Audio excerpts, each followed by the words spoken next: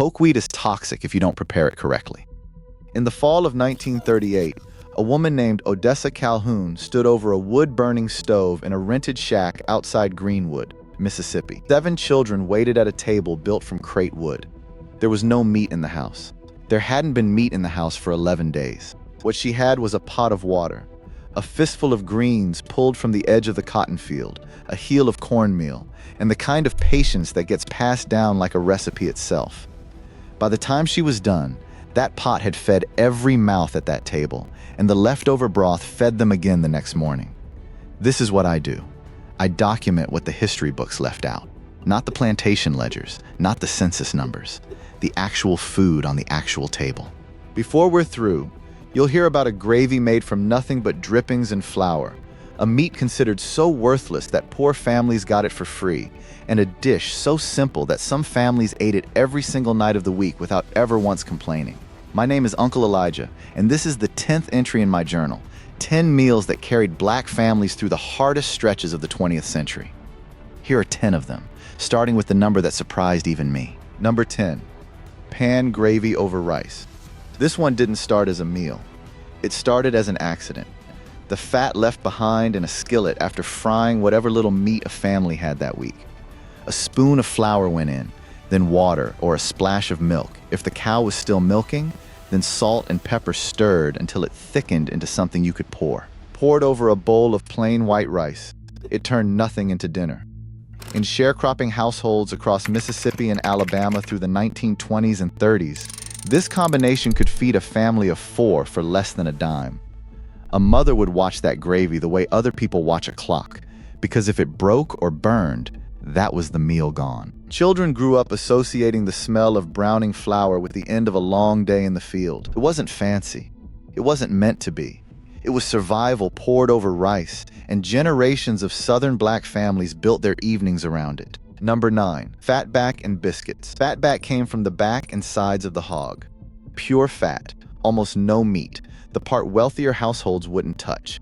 That made it cheap, and that made it dinner. Sliced thin and fried in a cast iron skillet until the edges crisped and the fat rendered out into the pan. Fatback was salty, heavy, and exactly what a body needed after 12 hours of picking cotton. It got paired with big, dense biscuits made from flour, lard, and buttermilk if there was any to spare. And those biscuits did double duty, soaking up the grease left in the pan so not one drop went to waste. Families in the rural South ate this for breakfast more mornings than anyone could count between the 1910s and the 1950s. It wasn't a treat. It was fuel, built to get a person through a full day of labor on almost nothing. Number 8, dried bean soup, usually pinto or navy beans, cooked low and slow with a ham bone saved from a Sunday dinner weeks earlier. A 5-cent bag of dried beans could feed a family for several days running, and the ham bone, even picked nearly clean, released just enough collagen and smoke into the broth to turn plain bean water into something that tasted like it mattered. Black families across the rural South leaned on this dish through the Depression and straight into the ration years of the 1940s, when meat itself was hard to come by, even with money in hand. The beans went on the stove in the morning and simmered most of the day, filling the house with a smell that told every child dinner was coming, even if dinner was, at its core, just beans and bone and time. Now, before we go further, it's worth stopping on something bigger than any single dish. Sharecropping wasn't just poverty. It was a system built to keep families in permanent debt to the same landowner they farmed for. Families grew cash crops like cotton and tobacco on land they didn't own, paid rent and supplies out of that harvest, and were routinely left with little or nothing once the landlord settled the books, no matter how hard the season's work had been. Cash was almost non-existent in these households. What kept people alive wasn't wages. It was a garden out back, a hog raised through the fall, and a woman in the kitchen who could turn almost nothing into a full table 3 times a day. Every dish on this list came out of that reality. Keep that in mind as we go further down the list, because it only gets more resourceful from here. Number 7, rabbit stew.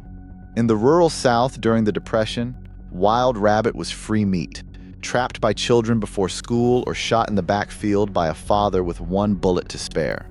People called them Hoover hogs, a bitter little joke blaming the president for the poverty that put wild game on the table in the first place. Rabbit meat is lean and tough, so it needed hours of slow stewing with whatever root vegetables were on hand, often finished with a heavy lid of flour dumplings dropped on top to stretch the pot even further. For a lot of families, rabbit stew was the only fresh meat they'd see between November and March. It didn't come from a store. It came from a snare line a 9-year-old checked before sunrise, and that made it taste like something earned. Number 6. Chitlins, the small intestines of the hog, boiled for hours until tender, then sometimes battered and fried crisp at the edges. This was, without question, the least desirable part of the animal by white plantation and farm owners' standards, which is exactly why enslaved cooks were given it, and why the tradition carried forward for generations afterward as one of the only cuts black families could reliably get for free or next to nothing. Preparing chitlins was brutal, unglamorous work, hours of cleaning before they ever touched a pot. And that labor became its own quiet inheritance, usually passed from mother to daughter around the holidays. By the time chitlins made it to a New Year's table in the 20th century, they weren't just food. They were a direct, unbroken line back to the leanest years of American history, dressed up with hot sauce and served with pride instead of shame. Number 5. Neck bones and rice. Like fatback, neck bones were a throwaway cut, full of cartilage and connective tissue, cheap because nobody with money wanted them. Simmered for hours with onion, whatever pepper was on hand, and a splash of vinegar, the meat would fall clean off the bone and the broth would thicken into a rich, dark gravy all on its own. Poured over rice, it stretched a few pounds of scrap meat into dinner for an entire household. This dish held on particularly strong through the Great Migration of the 1940s and 50s, as families carried it north into cities like Chicago and Detroit, cooking it in cramped kitchen apartments the same way their mothers had cooked it on wood stoves back in Mississippi and Georgia. The zip code changed. The pot didn't. Number 4. Cracklin cornbread. Cracklins were the crisp, rendered bits of pork skin and fat left over after a family rendered lard for the winter. Nothing thrown away, ever. Folded straight into cornbread batter before it hit a hot, greased skillet, those cracklins turned a plain, humble bread into something with pockets of salt and crunch running all the way through it. This was hog-killing season food, tied directly to late fall and early winter across the rural South, when a family slaughtered a hog and used every single part of it over the following weeks. Cracklin cornbread wasn't an everyday dish so much as a seasonal marker. The taste that told a household the hog was down, the smokehouse was full, and there was, for now, enough. Number 3. Poke salad, sometimes called poke salad, the young leaves of the pokeweed plant, which grows wild along fence lines and ditches across the South. Here's what makes this one different from everything else on this list. Pokeweed is toxic if you don't prepare it correctly. The leaves have to be boiled and drained, sometimes 2 or 3 separate times, discarding the water each time, before they're safe to eat. Families who gathered poke salad in the spring were relying on knowledge passed down verbally, mother to daughter, generation to generation, about exactly how long to boil, how many times to change the water, and which leaves were young enough to be safe at all. Once properly prepared, it was sautéed with a little fatback for flavor, and served as a vegetable when the garden hadn't come in yet. It's a genuinely dangerous dish handled correctly out of necessity, and it's not something anyone should attempt today without real, hands-on guidance from someone who actually knows the process. Number 2. Syrup bread, sometimes called molasses bread. Day-old biscuits or cornbread, crumbled into a bowl and soaked through with cane syrup or sorghum molasses until every piece was dark and soft. When there was nothing else in the house, no meat, no vegetables, not even beans left in the sack, this is what got made, especially for children, especially at the end of the week before any money or provisions came back into the house. It was cheap, it was filling, and it was sweet enough that kids didn't always realize how little was actually in the bowl. Mothers leaned on syrup bread as a last resort more often than most families ever spoke about afterward, because admitting the cupboard was that bare wasn't something people did out loud. The dish did the talking instead. And number 1, not the most elaborate dish on this list. Not the one with the richest gravy or the hardest earned meat. Buttermilk and cornbread. Crumbled cornbread, dropped straight into a glass of cold buttermilk, eaten with a spoon like cereal. That's it. That's the whole dish. And it was, by a wide margin, the single most common supper in poor black households across the rural South for the better part of a century, because it required almost nothing.